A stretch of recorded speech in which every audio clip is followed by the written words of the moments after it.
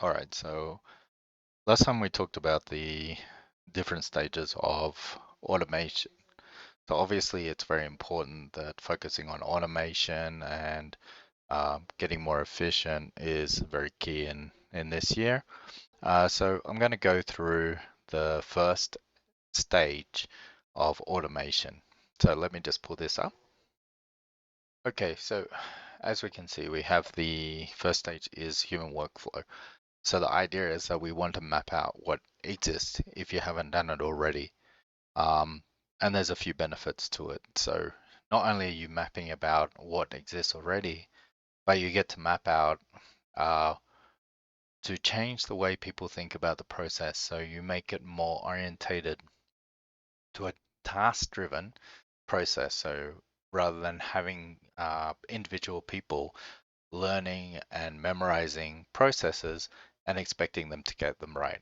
So this allows us to focus people on what they should be doing rather than what they are meant to be doing and what they have to recall and things like that. So if your people are wasting time trying to remember, oh, I should do this when this happens, or I should do this when something else happens, it's a lot of effort, a lot of documentations with SOPs, and a lot of infrastructure that you need to maintain it.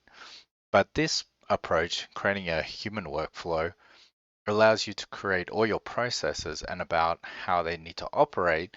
So instead of employees needing to know the operational process, they're told what the operational process is at the time that they need to know it.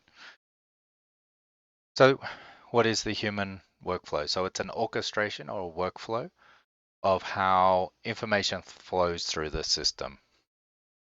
It allows the ability to create rules and process indicating how things operate. So it's controlling the flow of information and it can be changed as information changes. It's a visual guide about how your system or your company operates and how it can be improved. Um, it's a baseline for additional system-based operations and system automations. So your humans are part of a bigger system. But starting out at the human workflow allows you to really visualize what's happening now and where the key points are with systems and where they start and where they end. Um, it shifts the control to business. So if your employees need to learn processes, this is very time consuming and difficult. But if you can control your flow by allocating tasks in a human workflow, now the business can change and upgrade the workflow without impacting individuals' day-to-day activities. It also creates measurable and actionable KPIs so we can see what is happening, when it's happening. We can measure response times, the efficiency of a flow, and make adjustments to make the operational side in a procedure more efficient. So let's get into the workflow. So here I have a very simple and a high level workflow, which is about an employee being sick. So I'm just going to swap to an image so we can zoom in and zoom out on different aspects. All right, so here is our image. So in this workflow, we're going to start with a trigger. So this would be a call in or another type of online form, which will trigger the start of this workflow. So the first stage of the workflow is to fill out a sick form. The sick form is going um, to ask specific questions about it. You know, were they injured? Where did something happen? Or what happened in the process? So here we have a two style of process. This was supposed to be, say, injured at work. Why are they sick? Injured at work. So we're going to just take a simple version. They're going to be injured at work or they weren't injured at work. So let's say they were injured at work. We have a few things happening here. So the first, we're creating this sub process. So the idea of this process is that this needs to happen within 24 hours. So for whatever it's an internal company rule or regulation, we have something that's going to happen in 24 hours. So here we say we're going to email the manager, hey, this person was sick, so the information provided here is going to be passed on and automatically email to a key person in the process. Second, we have a user task. So in this case, we're getting an instant report from a manager. In this example, we're just making a call, submitting the report, and hitting submit. But we're going to ask some critical question here. So we're going to ask,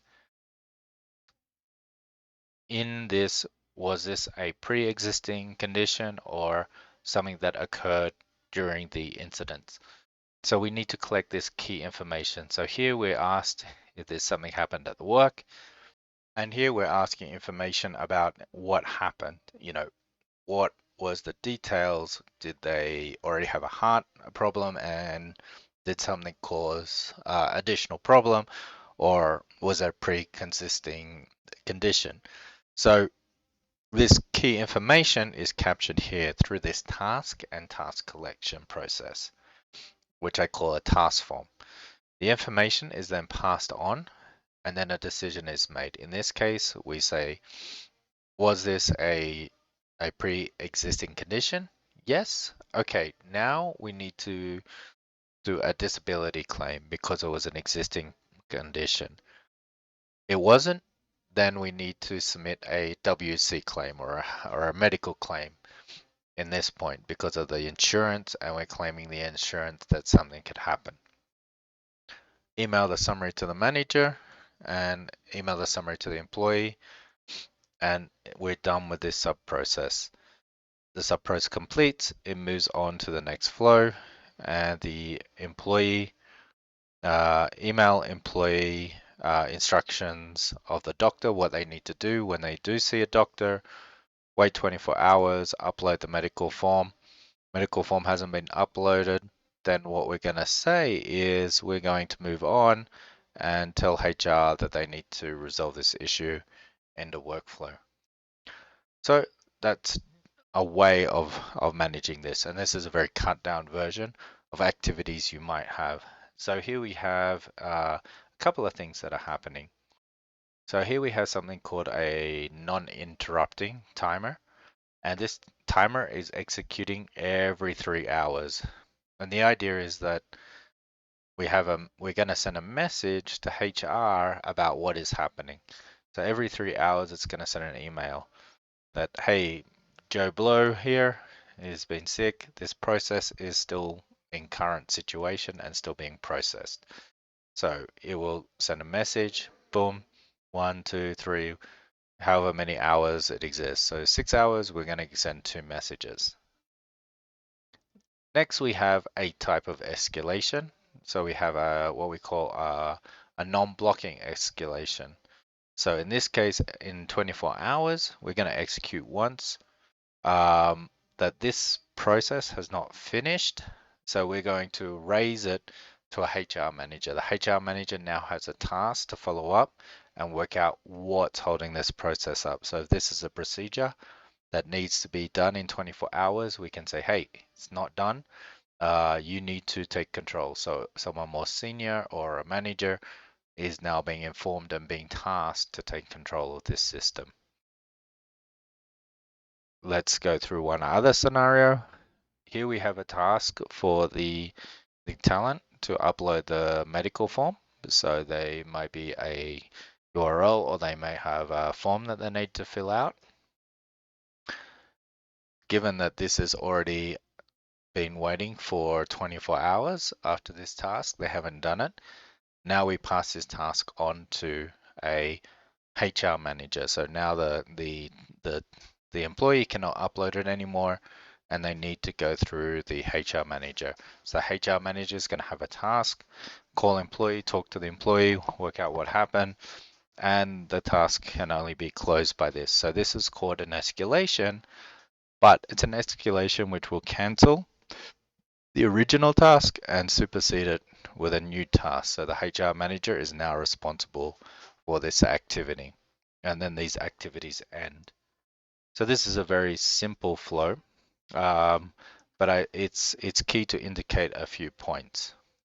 So let's move on. So some of the concepts that we went over that were important was we associate data to a task. So a task is a standard task could be open or close, but it can also be a form. Information needs to be inputted for a task to be completed.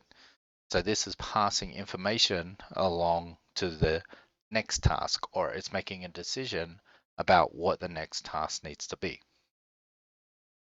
We use this data for making decisions. So quite often, you could see in the beginning of the example, was the person injured or was they just sick at the office? So the injury process had a very specific path it needed to take, and different user activities needed to occur in a very specific time. We use timers to ensure tasks are processed in a timely manner. So many things are critical, time sensitive. Maybe it's compliance, maybe it's internal policy. But in this case, we said 24 hours to resolve the medical forms that needed to happen. So we had our timer for 24 hours to ensure that that was to happen, and that's the case. The use of process and sub-processes to capture repetitive items. So you could see that we had a process that was about the injury where we could hang events off that process to say, is that process complete or not complete? Then we can cause action. We could also create a whole workflow as a sub-process. So if we needed to repeat certain sub-process for checking information or something else in that user task, we could have created a whole sub-process as well. But in this, you could illustrate the sub-process visually in the single diagram, but it could also be a whole new workflow in its own right. Another critical concept in the human workflow is escalation of tasks for critical task and time management. Here we have sending emails to keep the information flow going, so not just tasks, but the ability to communicate the data that exists and collected through the task to other people. Task cancellation, so if they expire, timeout, something else happens, you can cancel the task. And then assigning a task to a person or group.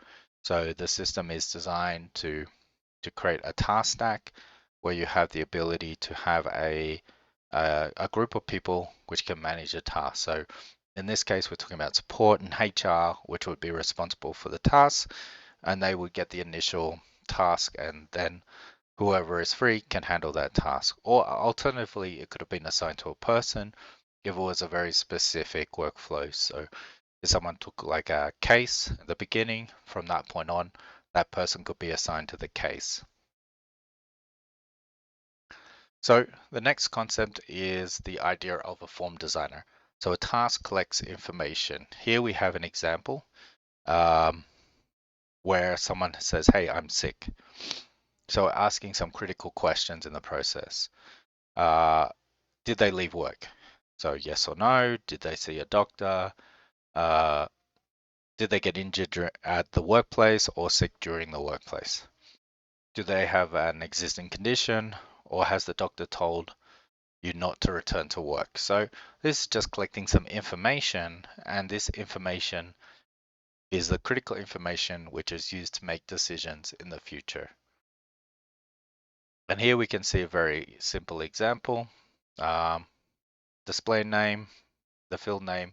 So this field called leave work can then be used and accessed in the decision making in the human workflow, yes or no.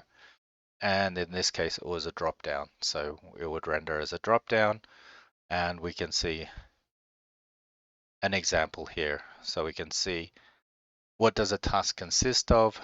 It may exist of a yes or no, or it may exist of a form where information is required to be inputted prior to moving on to the next task. So going back, we can see the task management. So the structure of that task is, in this case, it's either going to be related to a team. In this case, we have support, credentialing, HR department, recruitment, accounts. Task has name, has description, so the description can be used to point to URLs, other information, provide instructions, the assigning, the due date if relevant, priority. In this case, we use a priority out of 100 score, the age, how long it's been currently open for, And then this information, as I said, can either be a yes or no with instructions, or it could be form-based where information needs to be inputted with additional information. So this can either be done, there's many tools which this can be worked on, or something that we can assist with. So if you're looking for help setting up a human workflow, uh, we do this a lot, so feel free to contact us or go out and use a free tool. We also help with how to take that human workflow and move it into a more larger orchestration where the human workflow is interacting with systems and events and applications. This is when you're starting to get a very large automation occurring. Um, Also looking at how to impact and what to measure. So when you're looking at processes and workflows, like the human workflow, you can see points of inefficiency, how long things are taken, and you can analyze the heat map and the structure of the success of the workflow. This is a point of taking that and integrating it into complex systems. And if you do need it for looking for doing this, you're welcome to book a session and we'll give you a quick consultancy about how to get started if you need more information. And it's really key that this workflow is a great place to start. Doing this activity not only will flush out your SOPs in more detail, it'll make it a task-orientated system rather than people learning the SOPs or having to read an SOP. It allows you to change the workflow, which is critical, and it also allows you to identify strengths and weaknesses in the workflow. So once you can visualize the efficiency of that human workflow, then this is a great place to start to say, well, we're doing these activities, but it's inefficient, or we're doing this and it's very efficient, but now we can add more complexity to it to make more decision making. So having that first stage really makes a large impact. So anything that's operational procedural and you haven't done any automation yet, starting with a human workflow is a great way to start. So that's all I have today. So thank you for your time. Any questions, see in the description and feel free to book a meeting and have a discussion with us.